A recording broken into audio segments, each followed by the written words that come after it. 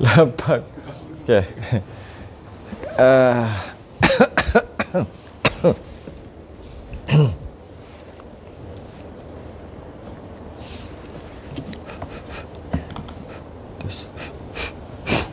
tes.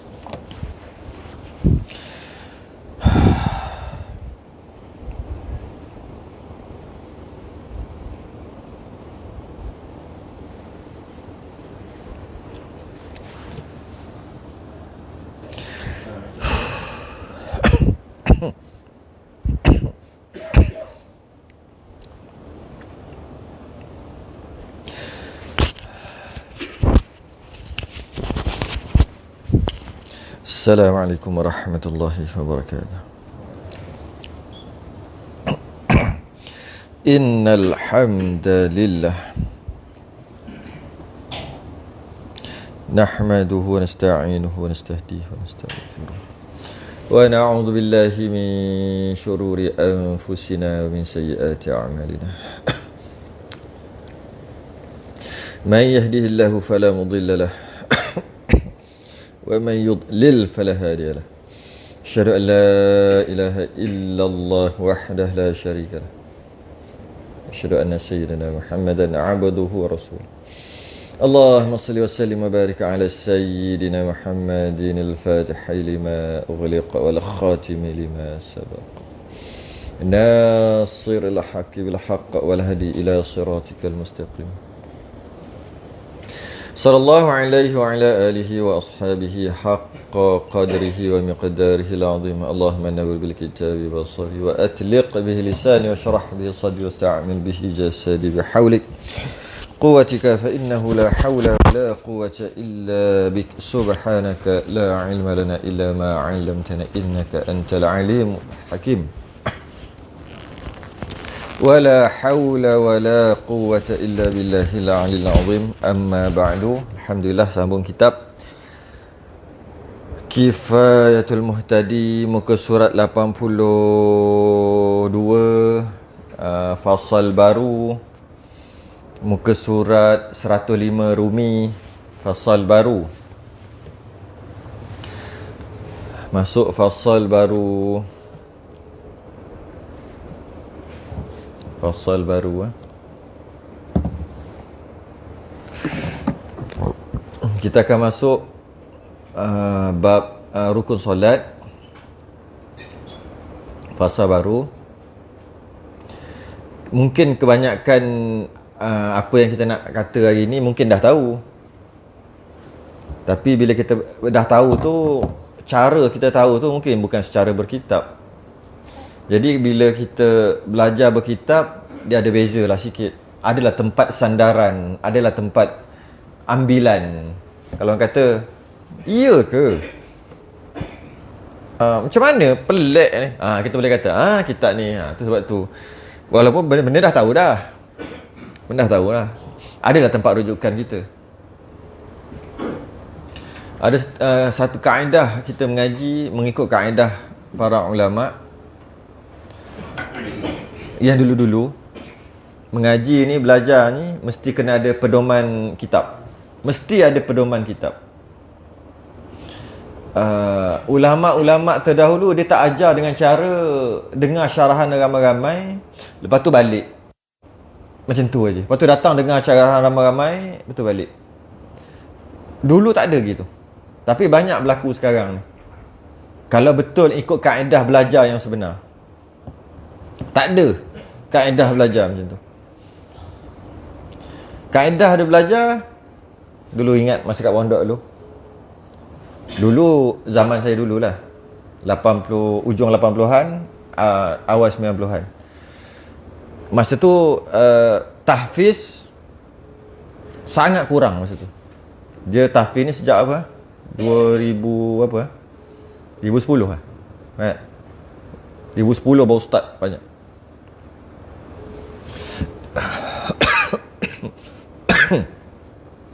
Dulu tahfiz tak ada. Ada tapi tak macam sekarang. Bila budak-budak tahfiz ni yang cerdik sikit, dia tak semata-mata apa Quran je, dia akan cari. istilah panggil macam nak mengaji kitab lah, cari kitab lah. Dia bukan sekadar nak baca Quran aja. Ada yang duduk dengan Quran dia tu je lah sampai sudah. Hukum hakam tak belajar, akidah tak belajar. Tapi ada yang mungkinlah pesanan daripada ustaz dia ke, pesanan daripada mak ayah dia, pergi belajar. Dia pergi datang pondok untuk belajar tahfiz Quran ni. Kita tengok dulu hebat, tingginya tahfiz Quran. Bila nak belajar tafsir, Quran kena dekat depan. Guru kata, mana Quran? Tak ada, Quran kena dekat depan. Nak bagi tahu rujukan tu, nak dobeknya macam mana sebagainya. Walaupun dia hafal, Quran kena dekat depan. Walaupun dia hafal Quran, sandaran tu kena ada. Macam tu juga ada yang hafal hadis banyak. Hafal hadis, dia ambil bab hadis, dah dapat degree dah. Bila datang nak belajar hadis, kita hadis kena dekat depan. Bukhari dalam kepala dah. Bukhari dalam kepala pun tak boleh, ada kitab kat depan. Tu ulama kita ajar gitu. Kalau tak ikut kaedah tu, itu yang berlaku tak? Ulang alik surau masjid, ulang alik kalau bukan surau masjid pun madrasah 20 tahun. Tapi sama je. Tak ada perubahan pun. Ibadah tak ada perubahan, akidah tak ada perubahan, tasawuf tak ada perubahan, hidup tak ada perubahan, rupa tak, cara pakai tak ada perubahan, cara bercakap tak ada perubahan, semua tak ada perubahan. Sama 20 tahun ni. Itu yang berlaku. Yang kita tengok, orang ni orang dipanggil orang surau masjid. Sebulan memang dia duduk ada je di masjid surau tu. Kalau nak kira, tok guru dia lebih 10 orang. Iyalah. Kalau tiap-tiap hari tu lain ustaz, 30 orang apa guru tu sekali belajar. Belajar dah 20 tahun. Tapi bila kita tanya soalan-soalan ke ataupun ada masalah-masalah simple, tak kerti. Tak boleh nak cakap. Malah orang yang baru belajar 2-3 tahun pula, dia macam mana? Rasanya brother ni lagi atau pakcik ni lagi belajar lama daripada aku baru 3 tahun. Dia tanya. Dia akan tanya juga. Sebab yang belajar ni dengan kitab, dengan sandaran dan sebagainya. Tu beza dia. Dari segi keberkatan dan sebagainya lah. Dari segi kita nak mengamalkan tu. Sebab tu kita tengok, walaupun orang boleh berulang alik surau masjid, dan dia kata belajar lah, maghrib tu ada. Tapi, berbeza dengan orang, saya perkara ni sebelum kita masuk lah bab ni kan. Kita masuk bab baru. Sempena PM baru. Jadi kita, sebelum kita masuk tu, kita cerita sikit. Ramai yang, kalau tengok, orang online ada tak online? Ada geng-geng online. Geng online duk belajar, ada online. Ada dulu dia belajar depan, lepas tu sekarang online. Adalah. Dah follow 3 tahun, 4 tahun. Ada lebih pada tu, sampai 7 tahun. Bila ada soalan-soalan dalam grup, diorang jawab. Tak payah jawab lah. Kalau tengok jawapan tu, orang boleh panggil ustaz dah tu. Lagi kecoh dalam grup ni. Orang boleh panggil ustaz dah. Sebab jawapan-jawapan tu semua memang dia belajar pun. Orang yang tanya tu kadang-kadang dia lagilah lebih berumur dan ulang alik masjid lagi lama. Guru dia lagi ramai. Masuk guru tu guru kat masjid surau lah. Tapi kenapa dia tak boleh dapat macam beberapa orang, beberapa puluh orang ni yang ada ni? Ni pengalaman sendiri. Bila kita tengok, inilah yang kita duk mengajar dulu. Inilah dia dobek, sebab tu dia boleh jawab. Boleh jawab, boleh buat itu gini. Semua boleh jawab. Sedangkan kalau kita tengok orang datang surau masjid yang 20-30 tahun, dia tak boleh jawab soalan ni. Walaupun guru dia lah ramai, dah bertukar banyak ustaz dah. Tapi dia orang baru berapa tahun? 3 tahun, 4 tahun. Tapi kenapa? Biasanya ada kitab, ada dobek, sungguh-sungguh dengar dan sebagainya. Kat situlah nak cerita sikit. Jadi sebab tu kita ada kitab. Walaupun kita dah tahu dah rukun sembahyang apa semua dah tahu dah. Tapi kadang-kadang belajar dah banyak kali. Tapi bila jadi tak erti nak buat. Bila orang tanya tak berani nak jawab. Sebab tu kalau kita cukup kaedah yang ditunjukkan oleh ulama, antaranya ada kitab belajar sebagainya, tak ponteng apa semua cukup, dobek ada semua, memang terjadilah. Ada yang follow saya dulu 3 tahun boleh mengajar. Surau masjid panggil. Pun 3 tahun je, tapi full time lah. Kat full time. Ada yang adalah setakat ni rasanya lebih 10 orang. Padahal dia bukannya ada background agama. Tak ada pun. Dia cuma orang pandai lah. Masuk universiti tu pandai kan. Orang pandai lah. Cuma bila dia follow, dia buat sungguh-sungguh dan ikut peraturan, ikut kaedah yang betul-betul, boleh mengajar lah kalau nak mengajar. Boleh mengajar. Jadi kita nak tahu, tengok keberkatan tu, kita belajar rukun aja. Rukun semayang aja. Memang dah belajar lama dah tahu dah. Tapi boleh mengajar? Tak. Kalau orang tanya boleh jawab? Tak boleh. Maknanya ada something wrong somewhere. Kat mana wrong tak tahu. Mungkin wrong dekat adab, mungkin wrong dekat tak ada kitab, mungkin wrong dekat apa, adalah. Tak boleh nak jawab. Kadang-kadang amal sendiri pun tak boleh. Maksud, alamak, rakaat tadi 3-4, nak buat macam mana? Padahal belajar 14 kali je. Tak boleh. Lebih-lebih lagi, satu martabat yang agak setapak ke hadapan, siap boleh ajar orang, ataupun orang tanya boleh jawab. Jawapan pula betul.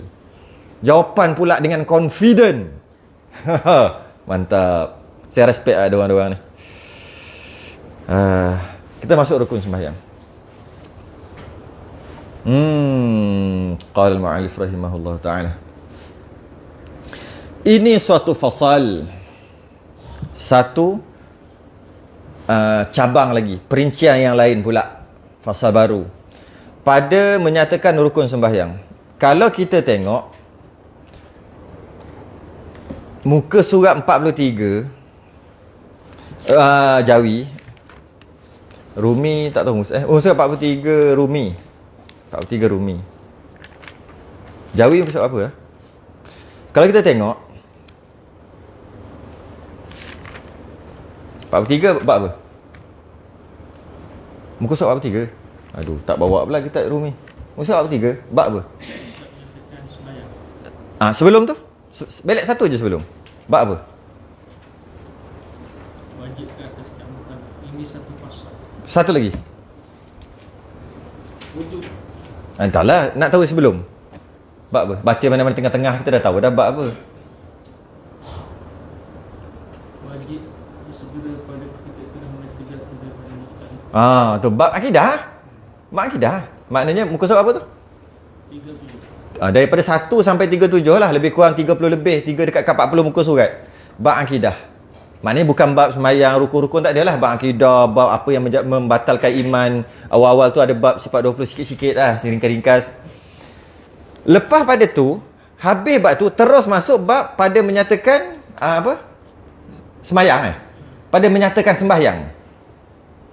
Pada menyatakan sembahyang. Sebelum, memanglah kita boleh mengaji itu, tapi kita tengok kitab ni, dia awal-awal lepas habis bab akidah pada menyatakan sembahyang. Pak Allah biasa dia mengaji banyak kitab. Habis bab akidah biasa, dia akan masuk bab taharah. Bukan bab sembahyang. Bab taharah. Tapi kitab kita, dia masuk bab sembahyang. Tapi bila kita belik, ada dalam tu taharah. Tapi tajuk dia bab sembahyang. Cantik sangat ni. Kebanyakan kitab lain, pertama taharah dulu. Memanglah nak sembahyang kena suci dulu, lepas tu cerita bab air, bab apa semua, baru bab sembahyang. Pada menyatakan tentang rukun sembahyang semua. Tapi dalam kitab kita, awal-awal lagi dah bab sembahyang, dalam sembahyang tu dia cerita pasal waktu sembahyang, dan dia cerita pasal wuduk, cerita pasal mandi wajib dalam bab sembahyang tu. Kenapa? Nak bagi faham. Pengarang kita Syekh Muhammad Nur. Dan sebelum tu Syekh Daud Al-Fatani, syarah kitab Sulam tu kan. Dia kata, dia tulis gitu dengan maksud dia nak bagi tahu wuduk tu lah sembahyang. Sebab tu dia kata pada menyatakan sembahyang. Kalau dia kata taharah, lepas tu bab mandi, bab wajib, bab haid, nifas, bab apa semua, kemudian bab sembahyang, orang akan faham sembahyang tu bermula takbir. Itulah kebanyakan yang kita faham. Sembahyang adalah bermula Allahu Akbar. Tapi cantiknya dia, bab sembahyang dia bukan situ. Mula bab sembahyang dia bab wuduk, bab mandi wajib, bab istinja. Itu bab sembahyang. Jadi maknanya bab bersuci tu, taharah tu lah sembahyang. Dia nak bagi faham gitu. Wuduk tu lah sembahyang. Mandi wajib tu lah sembahyang. Haid nifas tu lah sembahyang. Aurat lah sembahyang. Kiblat tu lah sembahyang. Lepas tu, rukun tu lah sembahyang juga. Jadi maknanya, biasanya kalau orang nak sembahyang, dia akan sibuk cerita pasal rukun. Kan? Cara baca Fatihah, pertama betul Fatihah, cara rukuk tidal gitu, gini gitu. Bila nak bermula nak sembahyang. Sedangkan bermula nak sembahyang, kenal air tu. Air mustakmal pun tak kenal, sembahyang apa? Sebab apa dia rasa gitu? Sebab dalam kitab bab taharah bab lain, bab mandi wajib bab lain, bab semayang takbir nanti. Jadi cantik dia sangat dia buat. Tak ada, jarang kita buat gini. Kita mesti bab taharah mula-mula. Cerita pasal wuduk, cerita pasal air, cerita pasal. Dia tak bab semayang awal-awal. Tapi dalam tu cerita pasal macam-macam. Haid nifas pun ada dalam tu kan. Kita dah lalulah semua tu. Jadi maknanya belajar bab air, maknanya itulah belajar semayang. Belajar bab wuduk, itulah semayang. Belajar pakaian, itulah semayang. Belajar tutup aurat tu. Belajar bab haid nifas, itulah semayang. Bab najis, itulah semayang. Bahkan kita dah banyak kali dah. Dan entah dekat rumah basuh baju, entah macam mana cara basuh tak tahu, bawa datang semayang. Maknanya semayang dia tak sah. Kenapa pula? Najis dia basuh kat rumah. Basuh baju semayang dekat rumah tak kena cara, maka semayang dia tak sah. Jadi betul lah belajar bab najis tu belajar semayang. Tapi ramai tak fikir gitu. Itulah. Sikitlah nak masuk dulu. Qala al-ma'alif rahimahullah ta'ala fi bayan, pada bayan pada menerangkan arkanis salah. Ini suatu fasal pada menyatakan segala rukun sembahyang. Segala rukun sembahyang. Artinya segala suku-suku sembahyang. Suku-suku. Semualah sembahyang berdiri, rukuk tu suku-suku lah. Dalam diri tu ada bacaan wajibnya, masa rukuk macam mana, suku-suku lah. Ya? Sembahyang yang terupa ia dengan dia. Macam mana kita tengok sembahyang tu, pergerakan bacaan dan sebagainya, nak nyatakan, nak cerita pasal tu lah yang rukunnya. Bermula rukunnya sembahyang itu 17 perkara. Jarang juga, biasa kita ingat 13. Jarang juga 17 perkara. Rukun sembahyang ada 17. Okay. Dan dibilangkan dia kebanyakan ulama' 13 jua. Kebanyakan ulama' bilang 13 je. Tapi aku nak kira 17 dia kata. Bermula rukunnya 17 perkara tu kata Syekh Daud. Okay. Dan dibilangkan dia kebanyakan ulama' 13 jua, itu Syekh Muhammad Nur. Kena tahulah siapa yang cakap tu. Okay. Dengan dijadikan toma'ninah pada tempatnya. yang empat itu rupa yang mengikut bagi segala tempat. Dia keluarkan toma'ninah. Jadi dia kata rukun 13 kebanyakan, tapi dia kata aku nak keluarkan toma'ninah tu. Toma'ninah di 4 rukun, keluar pada tempatnya. Sebab kalau tak keluar, saya baru tengok tadi. Kat mana orang sembahyang? Lupa. Baru tengok orang sembahyang. Tak ingat kat sini. Kat sini ke? Sini tak? Ke nak berlapik nak cakap ni? Ish. Allah toma'ninah tak ada. Baru tengok. Tak, masa tu kita tengah sembahyang juga. Dia tengah sembahyang kat tepi. Toma'ninah. Tak, sembahyang Jumaat. Tu kata macam lama sikit. Cover line. Oh, tak. Masa sembahyang Jumaat. Lepas sembahyang Jumaat. Sembahyang sunat lah. Toma'ninah tak ada. Ya Allah. Pertama kita biasa dengar cerita je. Kali ni depan mata jadi. Memang macam ni sembahyang. Tung. Touch je. Dia panggil touch and go. Setakat transit je.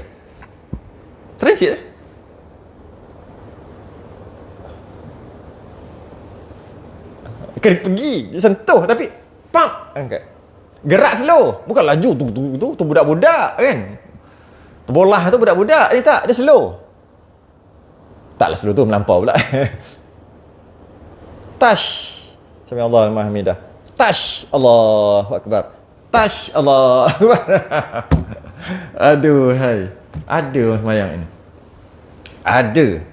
Jadi oleh kerana ada macam tu, kenapa Syekh Daud kata 17? Kerana dia keluarkan toma'ninah tu, sebab orang sebab dalam rukun-rukun orang tak bilang toma'ninah. Dan rukun 13 tu orang tak rukun toma'ninah. Maka dia kata keluar, dijadikan toma'ninah pada tempatnya yang 4 itu. Macam tu. Maksudnya ada 4 tempat rukun, dia keluar toma'ninah. Jadi tambah lagi 4, 13 tambah 4, 17. Dia keluar kat mana? Kat mana yang kena ada toma'ninah? Semua kena ada tamakninah, tapi kena baca Fatihah. Jadi berdiri serta tamakninah. Tak payahlah. Sebab berdiri qiyam mesti kena ada tamakninah.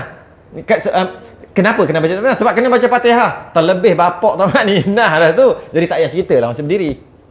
Rukuk tak ada bacaan apa-apa. Maka rukuk tu wajib tamakninah. Tapi kalau kita kira niat takbiratul ihram, berdiri, rukuk, i'tidal, sujud, dua sujud, duduk antara sujud, sujud balik, lepas tu tahiyat, kita akan kata gitu. Jadi bila macam tu orang anggap janji rukuk sah. Jadi sebenarnya rukuk serta tamakninah. Tapi itu orang tak kira. Jadi dia nak bagi orang tak salah faham ataupun tak jadi perkara-perkara yang pelik-pelik ni, sembahyang tak ada tamakninah ni, dia keluarkan dengan maksud berdiri apa semua, niat-niat semua, rukuk satu rukun. Tamakninah ketika rukuk kira yang lain. I'tidal satu rukun. Tamakninah ketika i'tidal yang lain. Sujud cerita lain. Tamakninah ketika sujud rukun lain. Duduk di antara dua sujud cerita lain, cerita antara rukun lain. Duduk tamakninah ketika duduk di antara dua sujud cerita lain. Apa tu? Rukun lain. Jadi 17 sungguhlah. Nah, dia panggil apa ni? Khilaf lafzi. Dia panggil khilaf lafaz. Lafzi itu lafaz lah. Lafzi. Lafaz. Jadi maksudnya khilaf dari segi sebutan. Khilaf 17, 13, tapi sebenarnya sama. Khilaf lafzi. Macam sifat 13, sifat 20 kita baru khatam. Sifat 20 baru khatam. Habis 13. Syekh Abul Hasan Al-Asy'ari kata 13. Syekh Abul Mansur Al-Maturidi kata 20. Sifat 20. Syekh Abul Hasan kata tak ada, 13 je. Sekarang apa maknanya Syekh Abul Hasan tolak 7 kan? Bukan tolak. Khilaf lafzi. Sifat maknawiyah tu sebenarnya dibincangkan pada ketika membincangkan sifat makni yang 7. Bincang sekali. Dah kata Allah berkuasa, keadaan Allah Maha berkuasa lah. Tak payahlah nak keluarkan balik. Kita bila Allah berkuasa, mesti keadaannya berkuasa. Hal keadaannya berkuasa. Kaunuhu qadiran. Jadi, cerita pasal qudrah sekali je tu. Jadi, kalau macam tu, 13 je lah. Tak payahlah 20. Tak apa, kena keluarkan. Nak kau menolak Mu'tazilah tu cerita lain lah. Nak menolak, keluarkan jadi 20. 20 ke 13? Khilaf lafzi. Lapas je. Lapas je. Ada dalam kitab, yang first kali rukun yang pertama, berdiri. Ada dalam kitab rukun yang pertama niat. Ada kitab rukun yang pertama takbiratul ihram. Rukun pertama takbiratul ihram, rukun kedua berdiri, rukun ketiga niat. Ada gitu. Ada dalam kitab rukun pertama berdiri, rukun kedua takbiratul ihram, rukun ketiga niat. Ada gitu. Sebenarnya 3 in 1 kan. Masa berdiri itulah niat, masa itulah takbiratul ihram. Habis tu asal berbeza ulama kata yang pertama niat lah, ada yang pertama berdiri lah. Khilaf lafzi. Lapas je macam khilaf, macam tak sama, benda sama aja. Sama. Jadi 13 dengan 17 ni sama aja. Sebab dia keluarkan tamakninah, sebab dia nak bagi orang tekan sikit. Tamakninah ni sangat penting. Kerana tanpa tamakninah tak sah sembahyang. Tanpa tamakninah.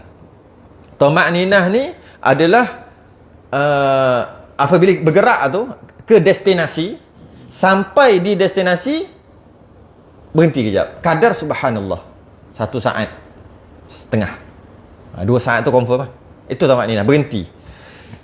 Istilah sains dia panggil apa? Pegun. Ngaji sains saja. Pegun. Pegun kan? Tu pegun. Itulah maksud tamakninah. Pegun.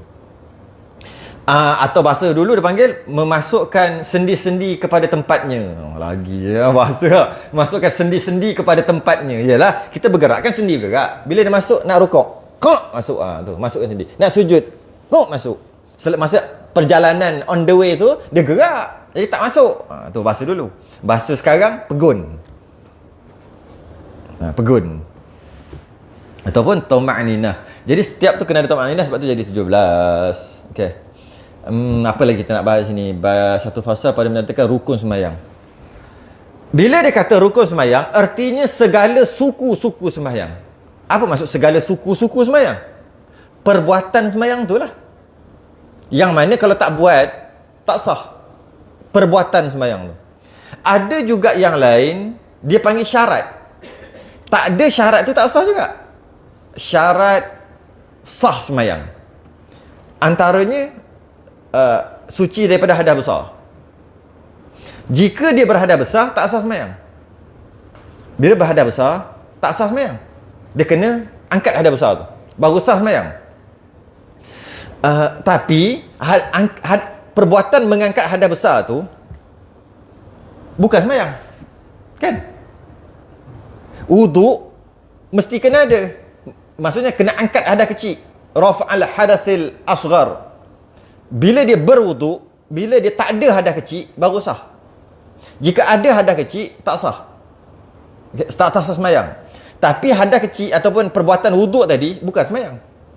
Mandi wajib bukan sembahyang. Suci daripada najis. Ada najis tak sah sembahyang. Tapi perbuatan menyuci najis itu bukan sembahyang. Itu dia panggil syarat. Sebab dia tak duduk dalam sembahyang, dia duduk luar sembahyang. Tapi kalau tak buat dia, tak settlekan, dia tak sah juga sembahyang. Sebab dia sama pentinglah dengan rukun. Apa yang kita dah mengaji berapa lama tu lah, sampai PKP berhenti sambung tu, kita bincang berkaitan dengan syarat. Lama tu. Rukun nak habis tak lama pun. Sekejap je nak habis rukun. Tengok je, senang je rukun. Tapi belajar syarat hari tu berapa tahun kita? 3 tahun dah rasa duk. 2019. Tolak PKP apa, lama nak habiskan syarat. Nak habis rukun tak lama, kejap je. Sekejap je rukun. Jadi maknanya syarat kena buat. Kalau tak buat, syarat sah. Kalau tak buat, tak sah sembahyang. Tapi dia bukan sembahyang. Rukun sama juga, kena buat. Kalau tak buat, tak sah sembahyang. Tapi dia sembahyang. Dan dia juga adalah sembahyang. Itu maksud segala suku-suku sembahyang. Diri sembahyang. Itu rukun. Jadi maknanya rukun adalah ibadah itu, syarat adalah duduk kat luar. Dia bukan ibadah itu, tapi dia perlu juga. Dia panggil syarat sah. Ada satu lagi, kalau ingat, pernah cakap dulu ni, tahun 2019, kalau ingat lagi ya. Beza rukun dengan fardu. Pernah cakap? Rasanya mungkin pernah cakap maghrib sekali, dalam ni, malam ni sekali. Beza rukun dengan fardu. Beza syarat dengan rukun dah tahu dah tadi. Rukun, ibadah tu, yang ianya buat tu lah, yang dalam tu. Yang mana kalau tak buat rukun tu, tak sah. Dan ia adalah ibadah itu. Syarat, tak buat pun tak sah juga. Tapi dia bukan ibadah itu. Okay. Fardu?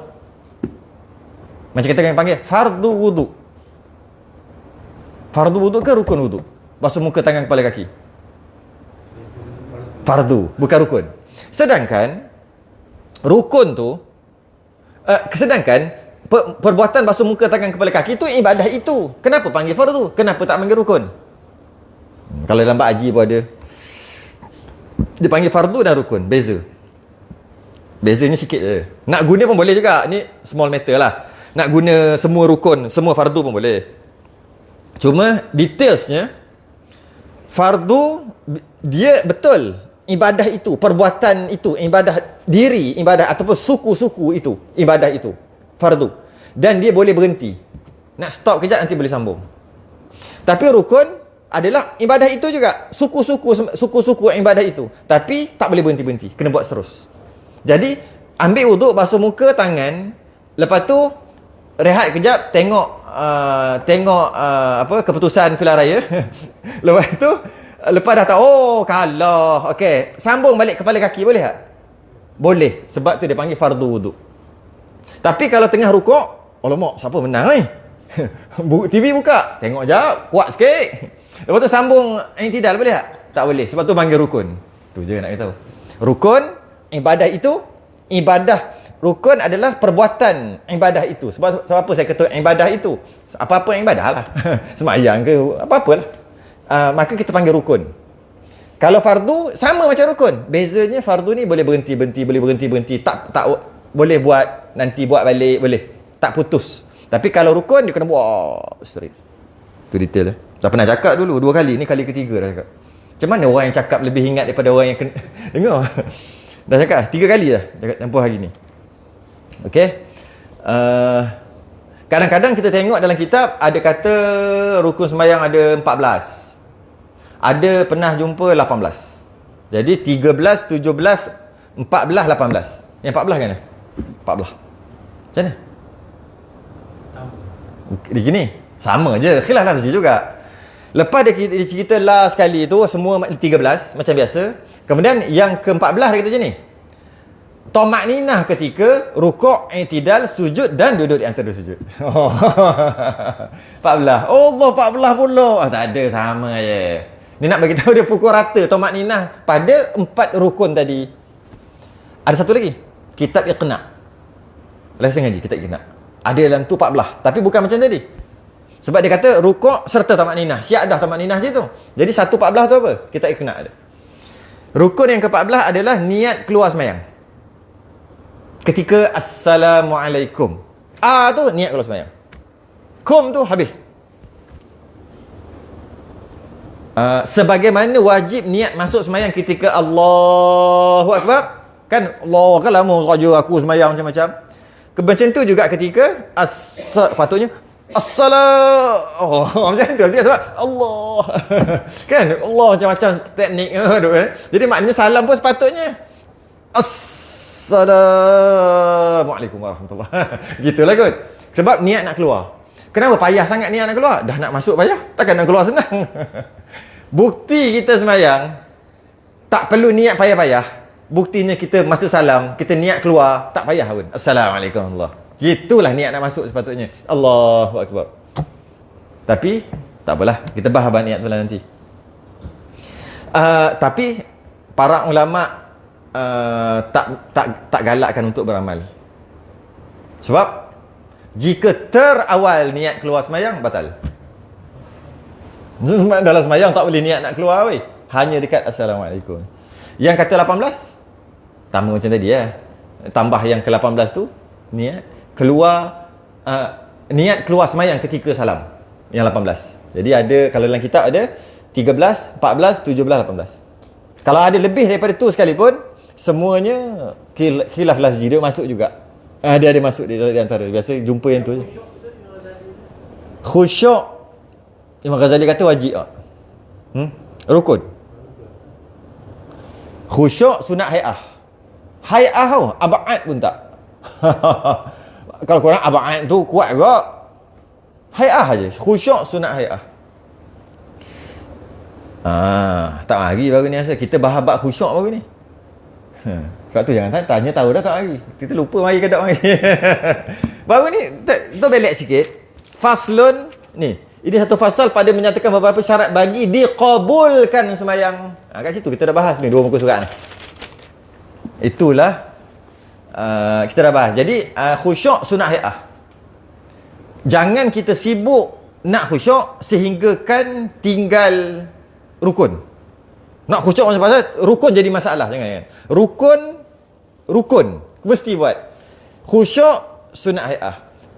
Khusyuk tak boleh nak usaha. Yang boleh usaha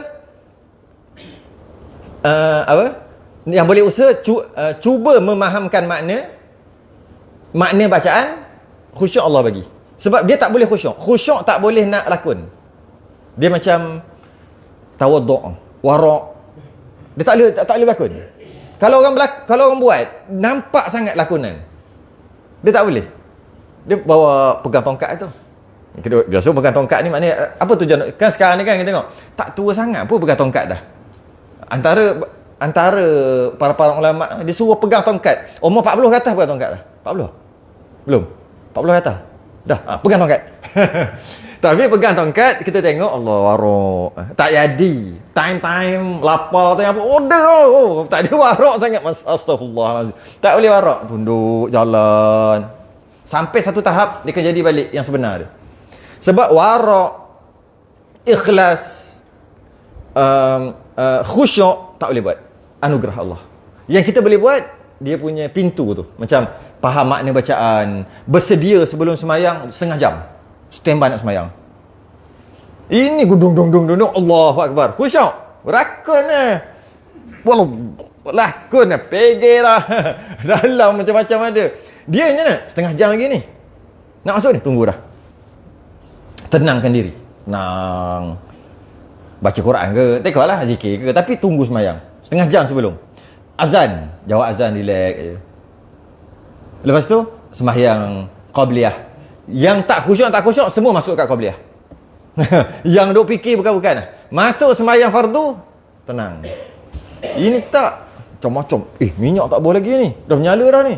Oh, lewat dah ni. Bawa masuk gear. Peng, picon. Tek. Kona kanan, kona kiri.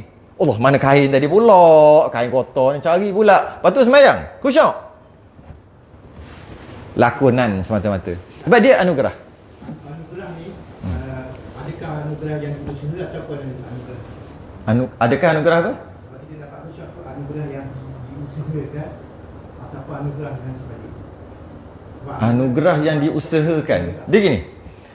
Dia tak usaha pun tak boleh dapat. Dia yang boleh, kita cuma yang tak sebut tadi pintu khusyuk.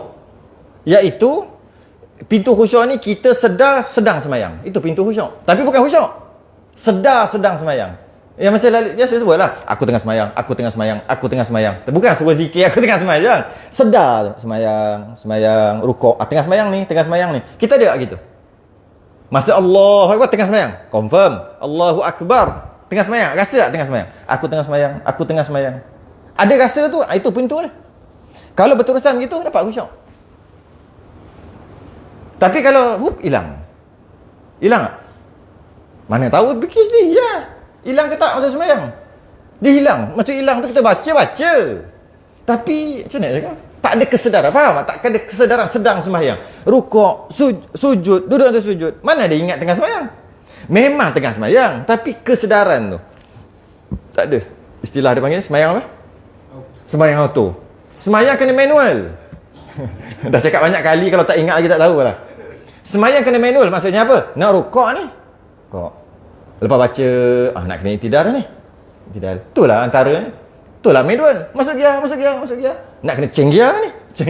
Itu lah. Tapi kalau auto, masuk D, tekan lah. Rapat lah. Maksudnya apa? Allahu Akbar. Allahu Akbar. Lah, 3-4. 3-4. Macam mana tak 3-4 kau auto?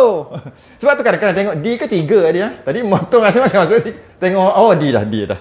Sebab tapi kalau kita masuk gear, mana ada kita akan rasa masuk gear 1. Ni 1 ni. Tak tengok pun tahu dah. 2, 3, 4. Tahu. Berat kita tahu. Berat kereta. Dia kena cerita pasal kereta pun faham. Kita ni gitu lah. Jadi kita cerita pasal bola pula. Bola mudah faham. Dia kelah ni kelah habis ni. Dia rasa. Betul sungguh. Dia rasa. Tapi kalau auto dia mana rasa? Tekan gitu lah. Itulah semayang kita.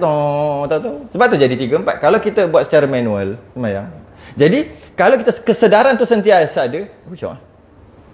Dapat khusyuk, Allah bagi campak khusyuk. Sebab khusyuk ni dia tak boleh cerita. Sebab tu kata dia tak boleh usaha. Kita cuma boleh buat zahir. Maksudnya zahirnya apa? Faham makna bacaan, sentiasa sedar tengah semayang, tak nak fikir benda-benda. Kalau ada fikir je, tolak. Penat lah. Penat. Ingat tak penat nak tolak. Datang, tolak balik. Kalau datang kita ambil. Okey. Itu yang sedap semayang. Sedap. Tolak.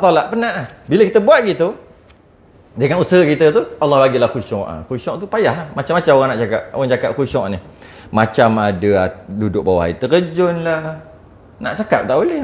Macam duduk air terjun macam mana? Macam mana? Nak cakap tak boleh khusyuk tu. Akhir sekali kita cuma cakap zahir je.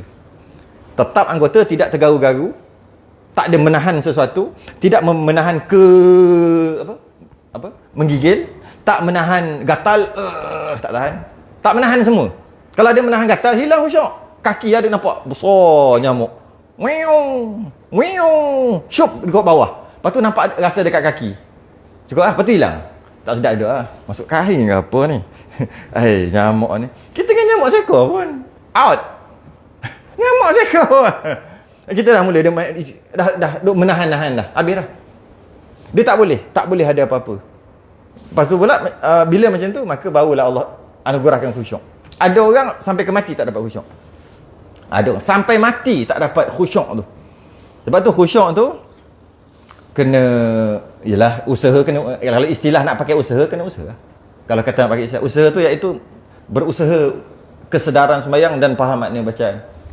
Tapi semua anugerah. Anugerah Allah. Mana benda dalam ni semua Allah bagi. Semua Allah bagi. Kita istilah khusyuk tu seperti lazat. Lazat tak dapat solat. Lazat itu pun zahir. Masuk lazat tu mudah nak semayang. Tu masuk lazat. Ke lazat masuk sana? Kita rasa semayang kita khusyuk Allah masuk lazat. Tak boleh. Tak, itu salah satu. Tapi tak semestinya lazat khusyuk. Tak. Sebab ada lazat syaitan. Ya. Ada. Yang istilah yang kita bincang itulah. Khayal dengan khusyuk. Jangan beza khayal dengan khusyuk. Panjanglah lebar gitu dah cerita. Cukup lah. Beza khayal. Ada orang sedapnya pergi Mekah. Nak pergi balik. Baru sampai ke air ni. Gigilah. Nak pergi balik. Ya Allah, aku rindu padamu. Ya, okay. Aku rindu. Bau Mekah. Bau lalu kot. Orang cerita ni. Bau lalu ikut kedai. Kan ada bau minyak wangi tu. Teringat-ringat bau, ya Allah, sedapnya. Maksudnya rindunya dengan Mekah, dengan Kaabah, sebab nak ibadah apa. Sabar lu, takut-takut khayalan, takut-takut khayal tu tengok dulu, tengok mana. Tapi kita tak kata salah terus, kita tengok, sabar dulu. Bukan asal rindu je, sedap je, khusyuk sembahyang. Habis kenapa sembahyang dekat sana boleh sembahyang hari-hari Masjidil Haram, hari-hari Masjidil Haram, siang malam, 2 jam 3 jam sebelum. Tapi bila balik ke Malaysia, haram juga. Tapi haram nampak kat masjid. Tak ada masjid. Sana hari-hari Masjidil Haram. Kenapa? Gitu. Kita ambil lah keberkatan tu. Adalah persen-persen je. Tapi hati-hati kat situ. Jangan tertipu. Kerana syaitan power hebat tu. Oh, hebat dia hebat tu. Dia akan bagi kita khayal. Bau ni Allah, rindunya. Apa? Rindu apa sebenarnya tu? Rindu dengan suasana. Ada orang sebab suasana. Dengan shopping komplek besar, macam-macam ada kurma tak kurma, apa ajwa tak ajwa, bau dia yang harum, sembahyang dia yang apa dia panggil? Dia panggil meriah. Kita datang mengaji, kita datang belajar, datang sembahyang, tempat ramai orang. Tempat yang ramai lah, tempat yang tak ramai. Tak ada apa, tempat yang ramai. Kita datang sembahyang, nak sembahyang jemaah. Tapi bimbang takut kita pergi tu kerana nak meriah. Buktinya tempat yang ada satu saf kita tak datang. Tapi tempat yang penuh sampai ke belakang masjid tu meriah, kita datang. Kita pergi. Kenapa? Kita balik kampung, kita tak pergi dah masjid. Kalau kita dekat rumah kita memang kadang-kadang pergi, kadang-kadang tak pergi. Balik kampung pun kadang-kadang pergi, tak pergi. Tak apa. Ini sentiasa pergi. Sebab apa? Kawan. Sebab apa? Ada benda. Buktinya kalau kita pergi tempat lain, tak pergi dah. Pergi bercuti. Duk Tioman. Sekarang ni musim-musim orang nak pergi Tioman kan. Duk Tioman 3 hari. Tak sembahyang jemaah pun. Sedangkan dekat tempat dia sembahyang jemaah. Jangan cerita dia busy, ada sibuk apa, tak apalah yang tu. Kalau tak busy, kenapa tak pergi sembahyang jemaah? Maknanya dia pergi tu dia kena kaji balik. Kita nak cerita khusyuk ni. Bukan nak kata bagus, bukan nak kata sah batal kan. Nak bagi tahu jangan tertipu dengan khayalan yang lazat. Sedap, lazat ni seronok sebenarnya. Lazat tu bahasa Arab. Bahasa Melayu seronok. Seronok lah, lazat lah, seronok. Lazat dan khusyuk. Jangan tertipu. Syaitan buat tu bentuk halus. Halus. Kena itulah. Itu bab tu kena ngaji tasawuf tu. Sebab kita je tahu hati kita. Jadi macam mana nak dapat khusyuk ni? Khusyuk ni anugerah Allah. Kita boleh buat yang zahir. Kita buatlah sebaik mungkin. Pakai wangi-wangi. Sedangkan wangi tu bukan tanda khusyuk. Kita pakai wangi-wangi sebab apa? Environment. Sembahyang dekat rumah kan? Environment dia. Environment. Keadaannya. Jangan bising. Dan sebagainya. Padahal, kalau nak kira khusyuk yang sebenar, kalau cerita pasal khusyuk lah, dah cerita pasal khusyuk panjang pula. Ketika ada panjang cerita ni, dia ulama ni dia karang kitab. Anak-anak dia bising, jangan bising. Aku tengah karang kitab, idea tak datang. Kau nak bising bila aku semayang nanti. Gitu pula. Masa aku semayang, kau bising ah? Dia marah anak dia. Kita tak, kita terbalik. Sebab apa? Bila aku semayang tak dengar dah yang lain. Nampak macam mana dia boleh dapat? Sedangkan kita nak khusyuk kena duduk diam. Suasana kena samar-samar. Macam tu kot. Aircon kena pasang 20 apa? 23.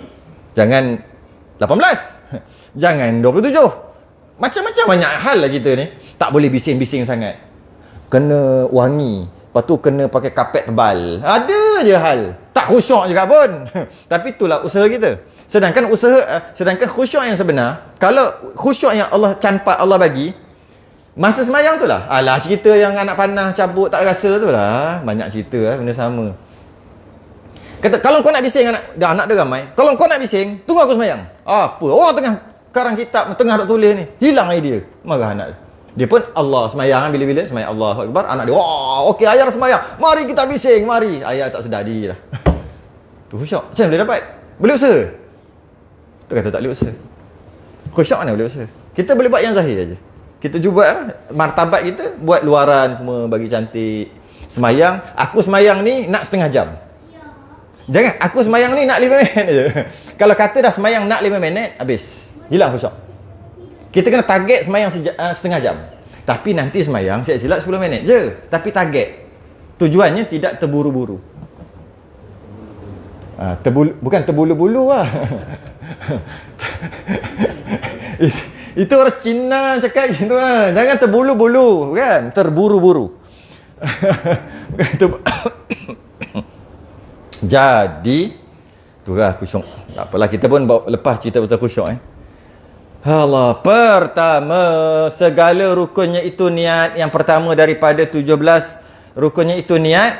Dan makna niat akan suatu itu. Dan makna niat akan suatu itu. Maksud niat lah. Maksud niat tu menyahajakan. Menyahaja. Jadi sahajalah. Menyahaja tu kalau buang imbuhan tu jadi maknanya sahaja. Menyahajakan suatu beserta dengan memulaikan perbuatan. Bila sebut perbuatan tu ibadah tu lah. Kalau cerita kita semayang, apakah perbuatan sembahyang yang pertama? Perbuatan sembahyang yang pertama? Takbir. Istilah dia panggil perbuatan lah. Jadi, bila takbir baru masuk sembahyang, maknanya dia kata menyahajakan suatu. Maksudnya, menyahaja tu sahaja. Qasdu syai'in muqtarinan bi fi'lih ni sebenarnya. Qasdu syai'in suatu. Qasad Syekh Muhammad Nur dia terjemahkan qasad tu kepada menyahaja. Syai'in satu. Muqtarinan dia terjemahkan beserta. Bi fi'lih dengan memulai perbuatan, dengan mula-mula perbuatan sembahyang tu. Kalau wuduk, perbuatan wuduk lah. Qasdu syai'in muqtarinan bi fi'lih. Jadi menyahaja tu tak faham, ambillah bahasa Arab. Qasad faham qasad? Tak faham lagi qasad, tambah mim kat depan. Baris atas. Jadi maksud. Bahasa qasad tu bahasa dah jadi bahasa Melayu dah. Maksud, tujuan. Itu dia punya bahasa, tujuan. Jadi dia buat apa ni? Takbir ni. Buat apa takbir ni? Betul lah niat. Betul. Qasad jadi menyahaja. Kenapa bila kata tujuan semayang, lawan dia apa? Yang kata tujuan tu memang nak, dia nak perkara tu, dia nak buat perkara tu, itu tujuan dia buat. Lepas tu dia buat. Tujuan dia buat dan dia buat, kan? Lawan tujuan dia buat tu apa? Tak sengaja. Yes, tak sengaja. Jadi, nak faham tu kena faham yang lawan dia, tahu? Jadi maknanya dia kata menyahaja, sahaja. Sahaja tu bahasa dulu asal daripada sengaja. Sengaja dan sahaja. Sahaja tu bahasa sekarang bersahaja. Bukan. Bukan maksud tu. Sahaja tu dengan sengaja tu gabung, lawan dia ter. Kalau kata sengaja lawannya tak sengaja, macam kelakar memang lawan semua tak. Yalah. Putih lawannya apa? Tak putih. Memang boleh tapi kelakar. Tinggi lawannya apa? Tak tinggi. Boleh tak? Boleh. Tapi betul kata tadi. Sengaja lawannya apa? Tak sengaja, tak syok. Sengaja lawannya apa? Kan cun. Pendek lawan apa? Panjang. Gemuk lawan apa? Kurus. Gemuk lawan apa? Tak gemuk. Betul. Betul. Tapi tak cun. Jadi menyahajakan ni lawan dia. Kita faham lawan dia. Lawannya ataupun bukan tidak ter. Tidak dah lah, tidak ter lagi. Tidak sengaja. Tidak sengaja. Maknanya tidak sengaja. Sengaja? Tidak sengaja. Sengaja. Jadi maksud sengaja tu apa? Dia nak buat tu memang dia nak buat, bukan tersembahyang. Kata orang pun ambil pergi kat belakang dia pun cokek. Allahu Akbar. Dia nak Allahu Akbar, tangan duk gini. Ada niat tak? Tak ada niat. Sebab dia dia okay. Itulah maksud niat. Cuma hati-hati lah juga. Hati-hati kat mana? Hati-hati juga. Hati-hati dekat dari segi Melayu panggil niat terbahagi kepada kejap berapa 6. Yang kalau Melayu kata niat, sebab Melayu pun ada niat juga kan. Perkataan niat tu Melayu pun panggil niat juga. Dia ada dekat dalam ni, dia ada 6. Jadi pastikan niat tu niat sungguh lah.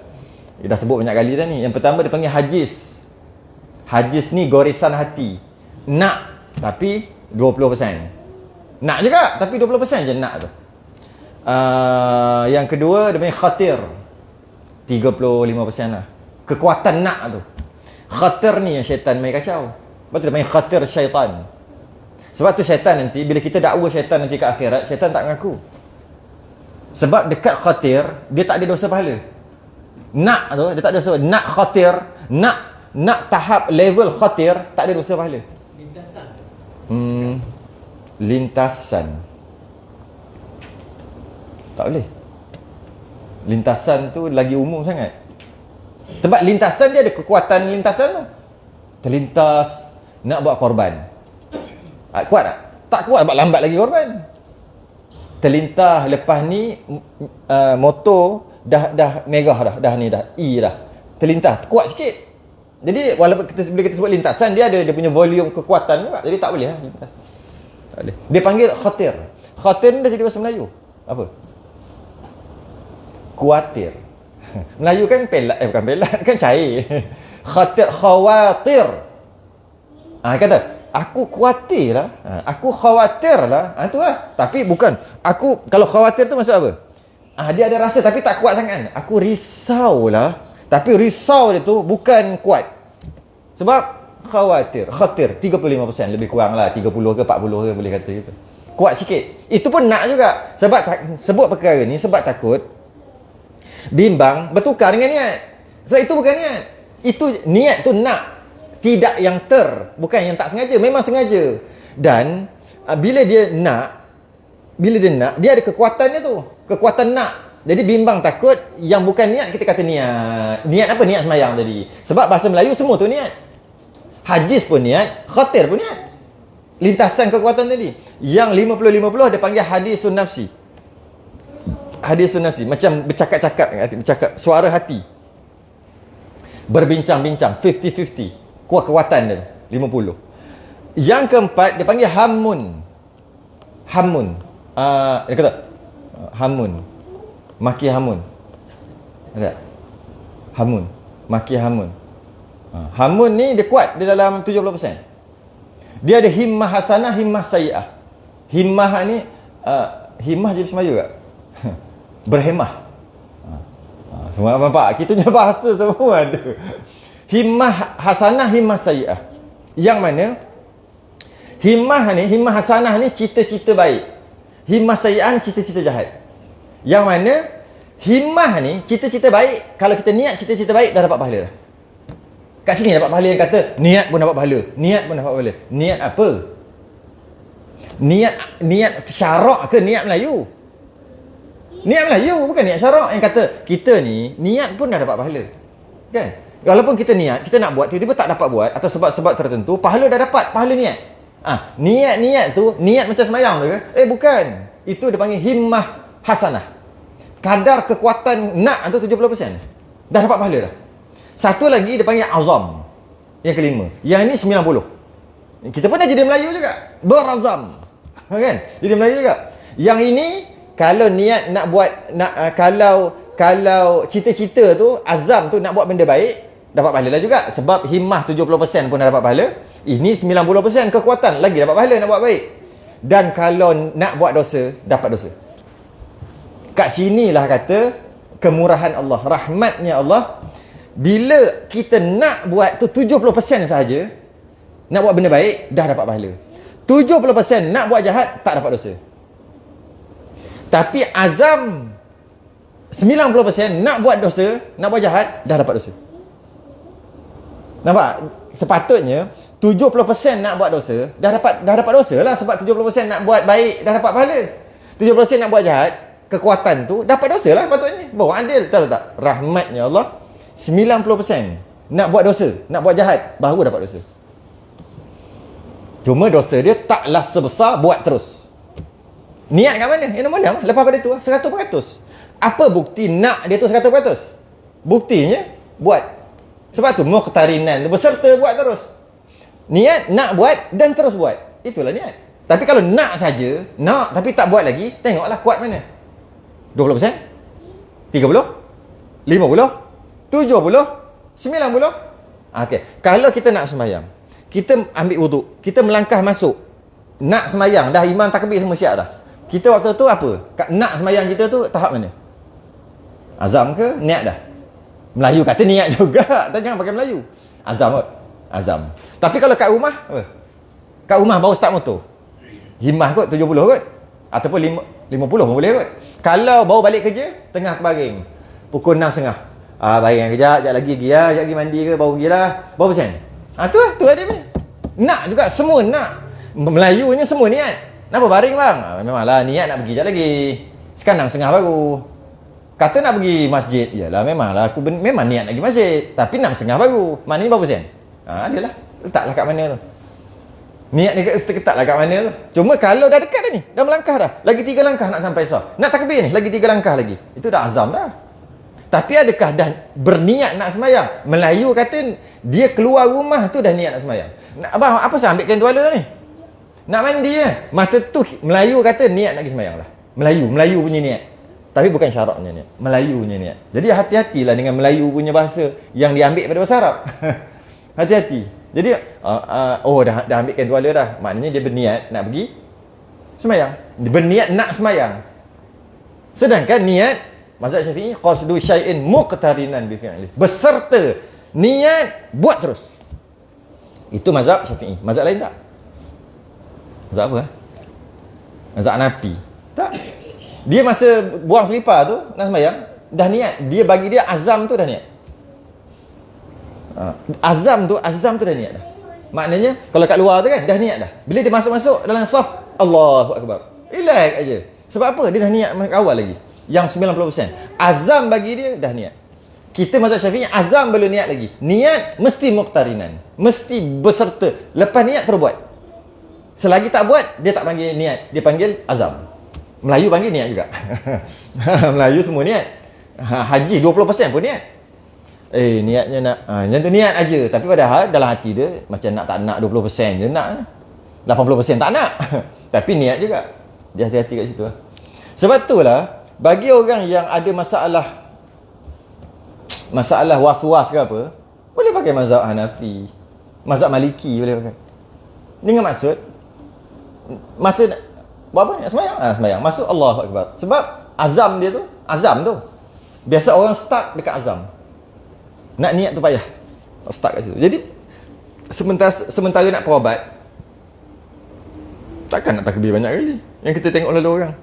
Kerana pada mazhab Syafi'i, sesiapa yang sembahyang takbir berulang kali, ada 2 je golongan. Antara salah satu daripada 2. Khabal fil aqli au jahlun fid din. Apa?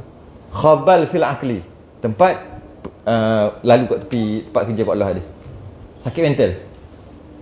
Khabal fil aqli. Mental. Tak boleh cakap gila tak? Mental. Jadi dia sound dah tadi, jangan cakap gitu, cakap mental. Berlapik. Sakit mental au jahlun fid din. Jahil agama, tak ngaji. Yang takbir berulang kali. Lepas takbir 2-3 kali. Nak sembahyang 2-3 kali. Sekali-sekala tu biasalah, kan? Ni sikit je. Khabal fil aqli au jahlun fid din. Jahil agama, tak ngaji fiqh. Sebab kalau kau ngaji fiqh, oh aku dah penyakit ni, kena berubat. Jadi sementara ni mazhab Maliki dululah. Masuk, tanya diri sendiri masa berjalan tu, aku nak buat apa ni? Nak berak? Bukan, nak sembahyang. Allahu Akbar. Azam je tu sebenarnya. Boleh. Sehingga dia sembuh, dah sembuh, kembali mazhab Syafi'i balik. Sementara nak berubat. Okey, Adapun bahas panjang-panjang tadi tu bahas apa? Bahas panjang-panjang tu bahas hadis Nabi sebenarnya tadi. Innamal a'malu binniyat. Tak nak bahas yang lain, nak bahas ba tu apa? Binniyat, ba. Innamal a'malu, sesungguhnya setiap amalan ibadah ni amalu binniyat. Niat tu niat lah. Ba tu apa? Itu yang mazhab Syafi'i, ba tu muqtarinan tu berserta. Ada kata ba tu bukan. Innama sihhatul a'malu binniyat. Ada kata-kata innama kamil a'malu binniyat. Niat tu penyempurna. Ada kata niat tu rukun. Ba tu. Sebab saya pernah tengok tesis PhD. Dia buat ba tu apa ni? Ba tu. Dia tajuk apa? Ba. Titik. Apa ba ni? Tanya dia apa ba ni? Innamal a'malu binniyat. Ba baris bawah tu. Ba tu dia panggil haraf jar. Betul? Harfun jar lah, haraf jar. Ba. Sebab tu binniyati kan. Innamal a'malu ba. Huruf jar tu bahas masuk ba dengan. Dia bawa hujah macam-macam ayat Quran, hadis. Ba tu aja. Hebat ada orang. Kita tak sampailah tahap tu. Tu yang dapat banyak maklumat tu. Sebab baca tafsir mula-mula baca dalam 20 muka surat Lepas tu tak faham dah belakang. Pelek aja konon-konon 20 ni sungguh ni. 20 muka surat. Lepas tu tak faham dah. Hebat. Tapi tak faham benda dah. Adapun syaratnya pertamanya. Syarat pertama qasad. Samalah tadi, tambah mim kat depan. Kalau Jawi, dia qad, sad, dal. Senang nampak. Qasad kan? Qasad itu qaf, sad, dal. Tambah mim kat depan. Maksud. Tapi kalau QASAD, Rumi, nak menjadi maksud kan tak nampak. Tak nampak kan? Langsung tak nampak qasad tu dengan maksud. Sedangkan itulah qasad tu maksud lah. Apakah maksud qasad? Maksud. Apakah maksud qasad? Maksud. Maksud. Tapi kalau Jawi senang je. Cuba tambah mim kat depan. Maksud. Bila maksud, apa yang anda maksudkan? Itu maksud. Apakah maksud anda datang ke sini? Tujuanlah. Qasad. Iaitu menyahaja. Dia kata lagi menyahaja. Iaitu sengaja. Sengaja dan sahaja. Tidak memang nak. Bukan bukan tak sengaja. Dengan hati. Dia hati. Dia bukan mulut. Bagi semayang. Qasad. Nak semayang tu dengan hati. Nak semayang. Sebut hati ni, hati dia sekadar sebut. Sedangkan kita nak sebut hati tu apa? Apa? Hati. Hati yang penapis darah. Ke apa? Katakan qasad, niat qasad, maksudkan dengan hati. Hati tu apa? Boleh tak tunjuk hati? Sebab betul kata. Kita bahas bab niat memang paling panjang kali. Dalam bab wuduk ke bab apa, niat paling panjang. Tahu sebab apa? Sebab niat dia barang dalam. Dia kena dapat faham. Siapa ada itu barang baru boleh faham. Cuma pemahaman tu dia benda dalam.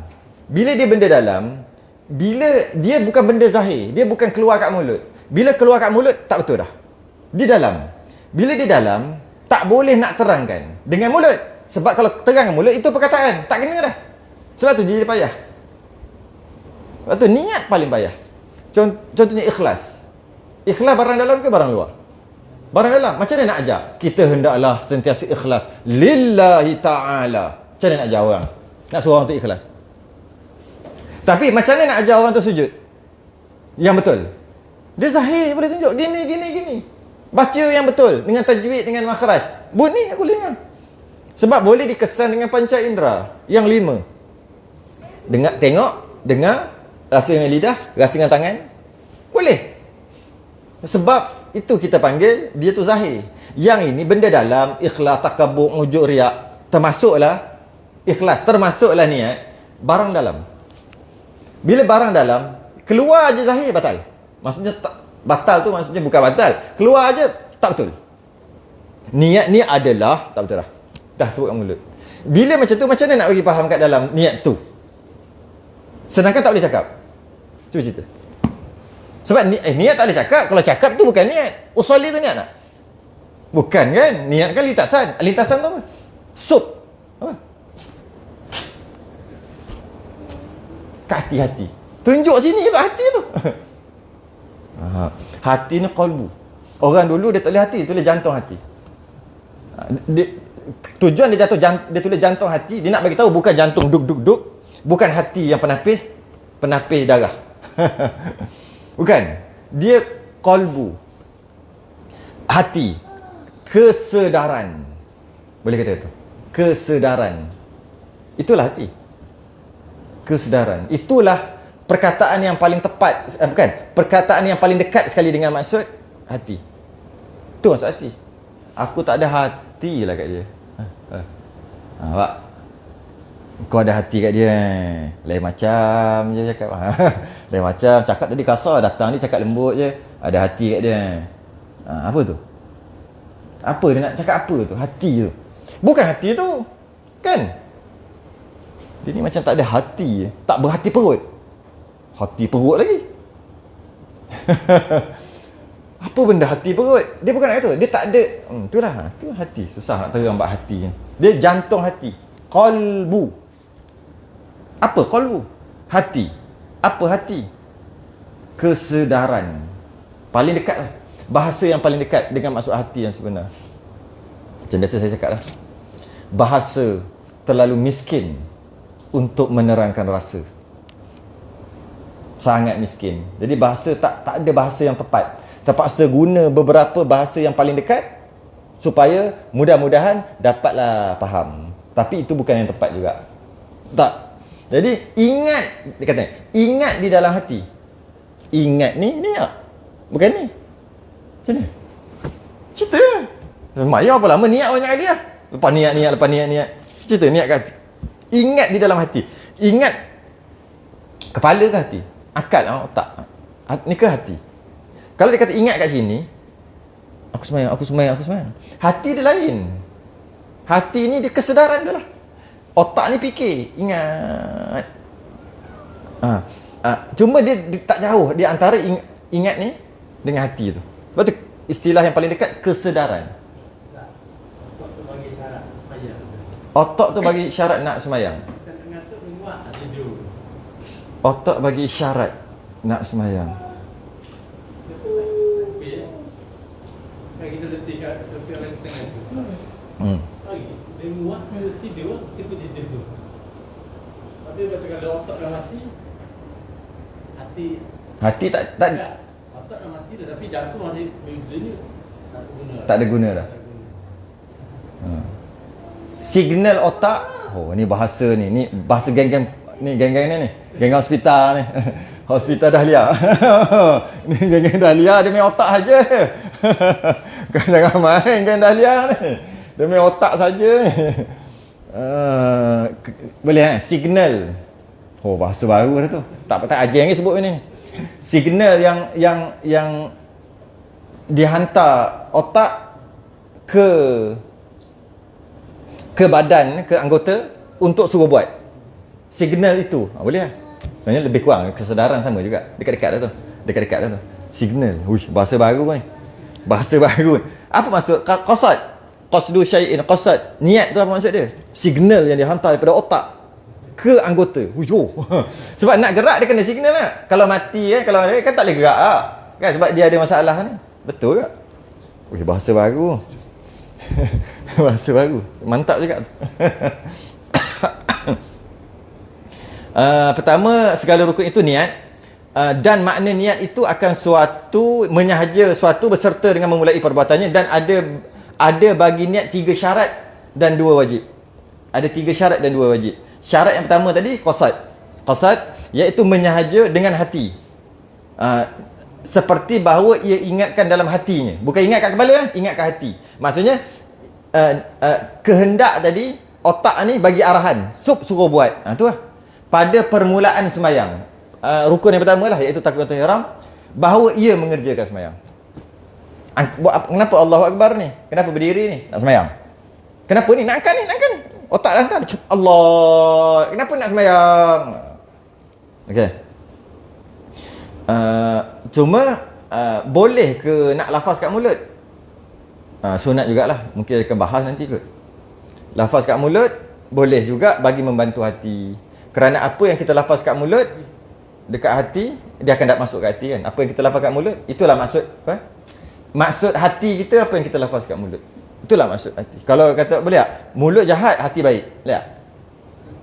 Ada orang kata gitu. Mulut jahat tapi hati baik. Dari mata turun ke hati tak? Tak boleh. Mulut jahat, hati. Itulah tanda hati dia. Batu dalam agama kita ada adab. Mana boleh mulut tu. Dia pakai je gitu, nampak je dedah aurat pakai gitu. Tapi hati baik. Istilah hati baik, hati tu apa? Tak tahu lah kan. Apa maksudnya hati baik tu dia buat baik dengan ibu apa. Gitu cerita, bukan hati kan. Kadang-kadang istilah hati tu nampak je jahat tapi hati baik. Hati maksud dia tu apa? Kalau hati maksud dia tu nampak je pakaian jenis jahat seksi ke macam tu, tapi dia baik, kat rumah dia yang jaga mak ayah dia, itu maksud hati dia. Kalau macam tu betul lah. Tapi kita faham bukan maksud hati tu. Bila dah luar tu jahat, hati jahat juga dalam bab hati sebenar. Nanti dia kiaskan hati tu benda lain. Dia selalu bagi masjid, hati baik, bagi masjid duit. Tapi luarannya nampak jahat lah. Nampak teruk, nampak maksiat apa, tapi hati baik. Hati dalam kepala dia kata selalu bagi tahfiz duit, selalu bagi masjid, begitu tolong orang. Tu maksud hati dia. Kita bukan kata tu. Kalau buat dah luaran tu jahat, hati pun jahat. Sebab boleh buat jahat ni, ini kan adalah perintah Allah, tiba-tiba dia buat juga, tak jahat ke? Jahat lah. Dalam bab itu dia kiaskan hati baik tu bab lain. Tengoklah juga kan. Salah. Jadi hati, mulut bercakap, automatik bila mulut bercakap, bila hati nak, mulut akan cakap gitu. Dia terbalik juga. Bila mulut cakap, dia boleh pergi ke hati juga. Istilah yang selalu pakai apa dia? Mulut cakap ni dia umpama echo. Pernah cakap sini masa bab wuduk lagi tu. Ingat lupa lagi. Echo apa? Echo. Gema.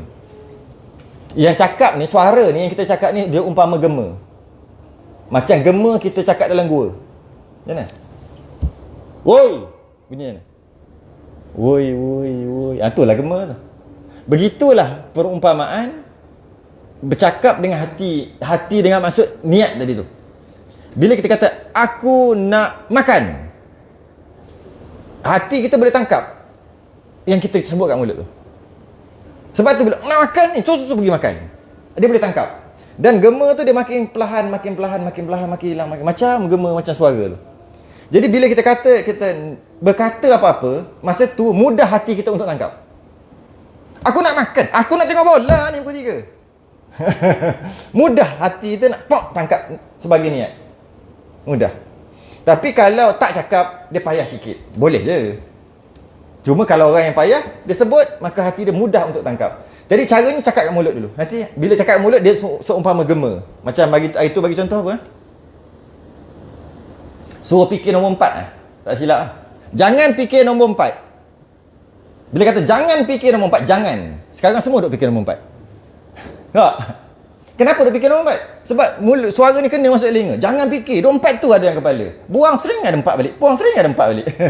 Wah, macam mana? Sebab dia macam gema. Lepas tu makin sekarang dah hilang dah. Makin hilang. Dah tak kuat dah. Dah boleh keluar 8 tak? Boleh keluar apa dah? Boleh keluar kosong. Boleh keluar dah. Tapi mula-mula sebut 4 tadi. 4. Boleh ada. Lepas tu dia makin hilang. Bila kita kata, aku nak sembahyang, hati kita boleh tangkap terus. Tapi makin lama makin slow hilang. Itu tujuan kita lafaz. Ma yalfidhu min qawlin illa ladaihi raqibun atid. Malaikat takkan sia-siakan apa keluar Rakaat atik takkan sia-siakan apa keluar. Ma yalfidhu min qaulin. Apa keluar kat mulut tu. Kat mulut kita. Malaikat takkan sia-siakan. Maksudnya ada catatan, iaitu catatan baik. Ma yalfidhu min qaulin illa ladaihi raqibun atid. Jadi ada nilai. Sebut kat mulut tu ada nilai bagi niat. Surah Qaf tak? Surah Qaf kan? Rasanya lah. Habis. Maka dengan syarat yang pertama ini sempurna. Sejam dah. Sekejap, tengok sekejap. Syarat pertama nak habiskan. Dulu kita berhenti. Maka dengan syarat yang pertama ini sempurna syarat niat. Baru satu, syarat niat ada 3. Jika ada sembahyang itu sunat mutlak. Kalau solat sunat mutlak, dah settle dah. Dan iaitu tiap-tiap sunat yang tiada baginya sebab. Sembahyang sunat mutlak dia panggil. Atau dihubungkan dia dengan dia. Atau dinamakan sembahyang tu mutlak. Walaupun tak mutlak. Mutlak ni maksudnya, aku nak sembahyang je. Sembahyang tak ada sebab. Itulah solat mutlak. Ataupun ada sebab, tapi dihubungkan dengan dia. Dia ada sebab, tapi dia anggap macam tak ada sebab. Itu dihubungkan ni. Tengok, iaitu seperti 2 rakaat sembahyang tahiyatul masjid. Sebab ini sebab dia panggil sebab mutaqaddim. Sebab mutaqaddim. Dia pada sebab mutaakhir, mutaqaddim, muqarin. Ada 3 sebab. Sebab muqarin gerhana bulan, gerhana matahari. Ketika ada gerhana bulan matahari, masa itulah ada sembahyang. Tak ada dah habis gerhana, tak adalah sembahyang itu, sembahyang gerhana. Sebab mutaakhir, sebab datang lambat. Dengan maksud sebab datang lambat. Dengan maksud buat sembahyang dulu baru datang sebab. Kita bahas tu nanti berlambat tu. Yang ketiga, sebab yang ini. Sebab mutaqaddim. Sebab datang dulu baru ada sembahyang. Tu dia bagi contoh tu. 2 rakaat tahiyatul masjid. Nak sembahyang tahiyatul masjid, kena datang sebab dulu. Bila apa sebab dia? Masuk masjid. Maka ada sembahyang. Sembahyang tu, dia punya martabat dia adalah mutlak. Dengan maksud, kalau niat, aku nak sembahyang. Kan qasad aku nak sembahyang. Dah boleh dah. Tahiyatul masjid. Tapi dengan syarat buat sebab dulu. Dihubungkan dengan dia. Buat sebab dulu. Bila buat sebab, aku sembahyang. Allahu Akbar. Usalli. Allahu Akbar. Dah boleh dah. Dan sembahyang sunat wuduk. Sama juga. Sebab datang dulu.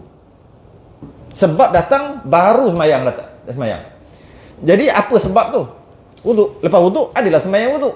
Maka sembahyang wuduk tadi, Allahu Akbar. Apa? Aku sembahyang. Sembahyang apa? Sembahyang. Tapi sebab kan datang dulu. Dan sembahyang istikharah. Sama juga. Istikharah ni nak minta salah satu daripada 2. Sebab dia datang kemudian.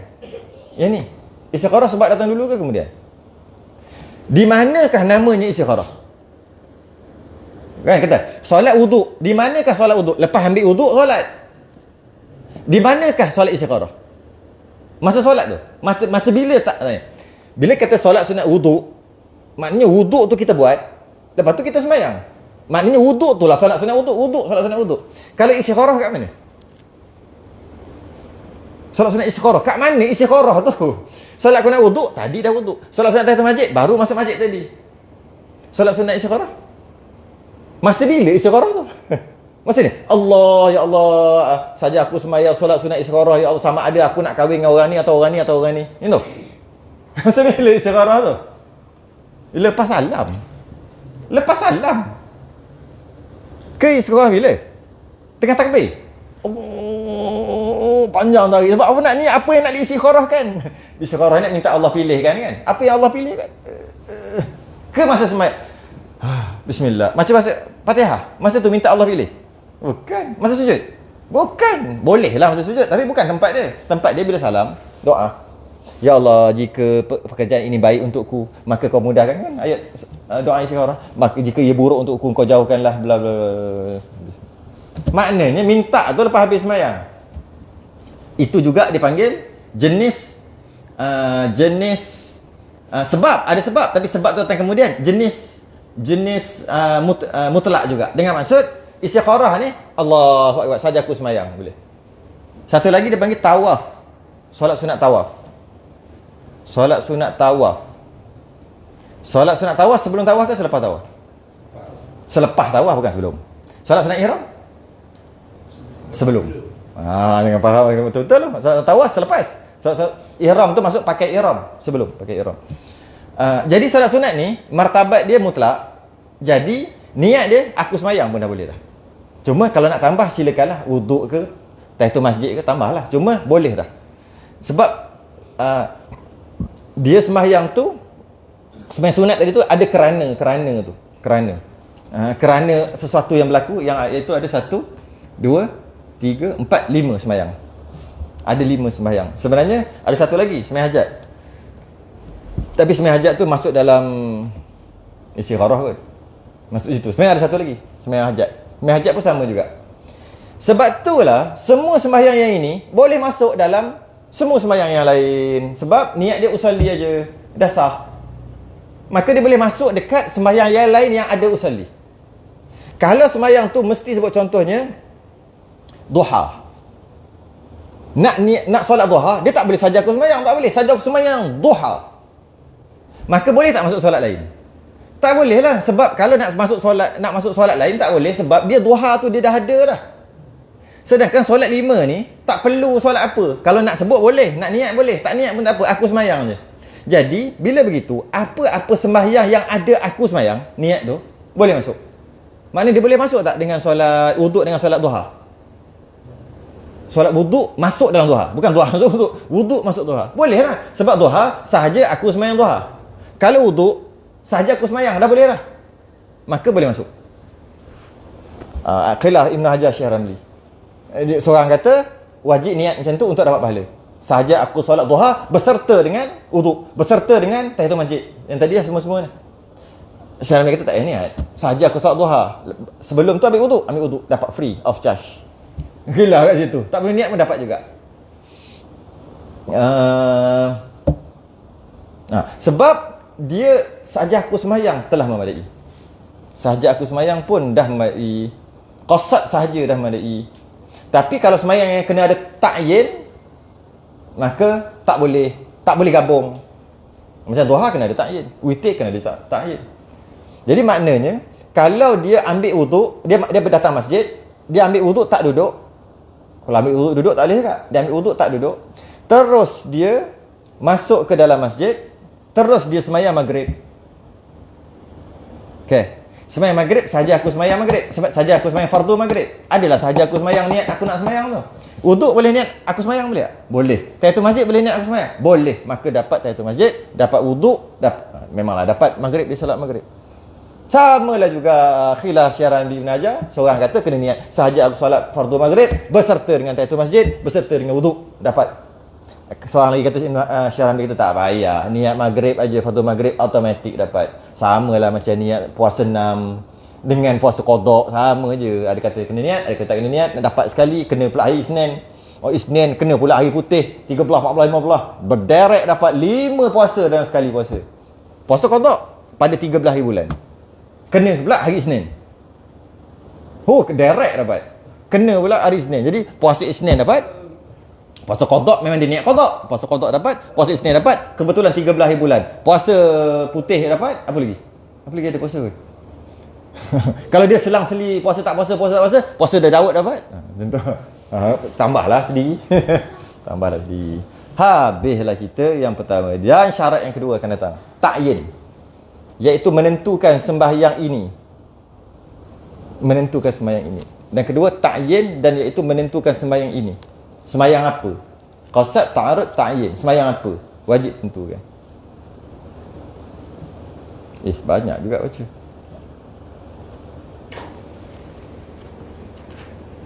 Dan syarat yang kedua.